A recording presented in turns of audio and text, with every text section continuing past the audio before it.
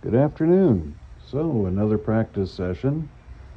This time it's going to be a little closer range than what I've done in the past. So instead of 50 yards, I'm going to be shooting under about 37 yards. So I'm setting up my scope, open the caps, and set my magnification to its highest, which is 25. And now I'm going to use my side wheel to focus in on the target to figure out the distance. So you can see I've got my scale on there. And I'm just looking for crisp edges on the target. And once I have my distance, in this case 20 yards, I'm going to go ahead and look at my range card. And for 20 yards, I'm 3 clicks down. Go ahead and load a pellet. Now I'm going to make sure to inspect the pellet before I install it or insert it, making sure the skirt's not damaged or it's undersized or anything silly like that.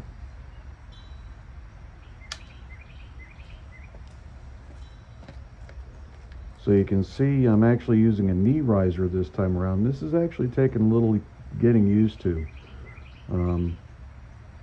Having the higher center of gravity of the rifle lifted up like that makes it a little awkward, so it's taken some getting used to. So now I'm repositioning myself. The next shot's going to be at 30 yards. And you can see I'm ranging the target.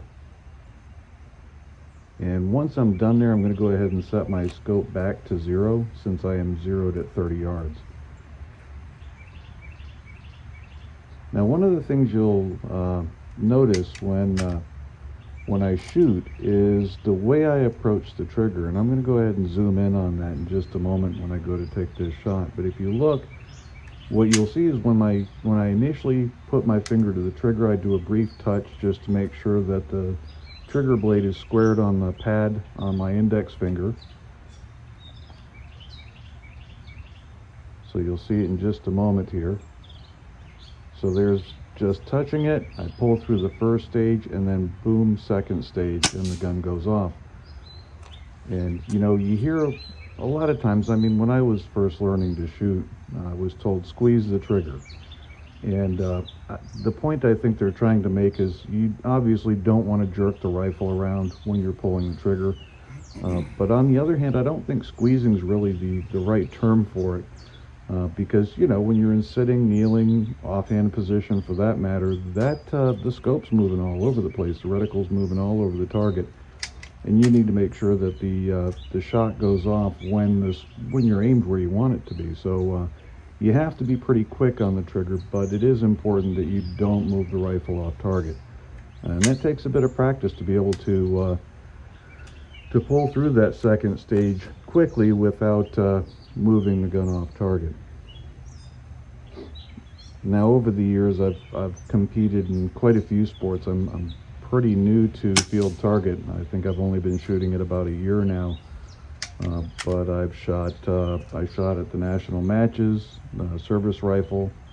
I've done rim fire and center fire, and I find field target to be probably the most interesting for a couple different reasons. Number one, the target could be up in a tree, it could be ground level, you could be shooting into the dark woods, it could be out in the middle of a field.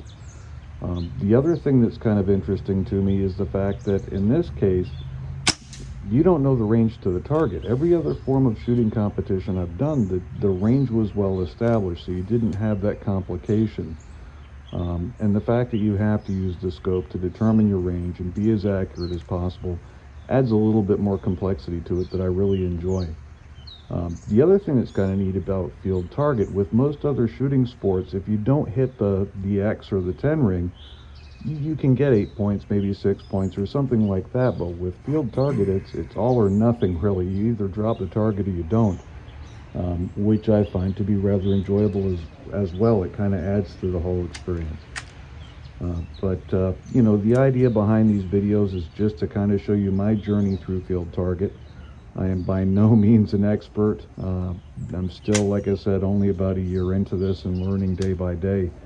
Fortunately, a lot of what I learned in other shooting competitions has paid off for me with this, but there's still a pretty steep learning curve, especially when, like I said, determining ranges and things of that nature. And there's a big difference between shooting small bulls on a target or a piece of paper versus, you know, with steel, maybe a half-inch target at 30 yards or whatever. It's just psychologically, it's a different animal to get used to. So that's been kind of interesting too. But anyhow, rambling a little bit. It's another hot day here in Georgia. Looks like summer's trying to kick up a little prematurely. It's 90 degrees, nice and toasty. But it's a good day for shooting. So on that note, thanks for joining. I hope you'll come back. If you have any questions or things that you'd like to talk about, I'm all ears. Anyhow, take care.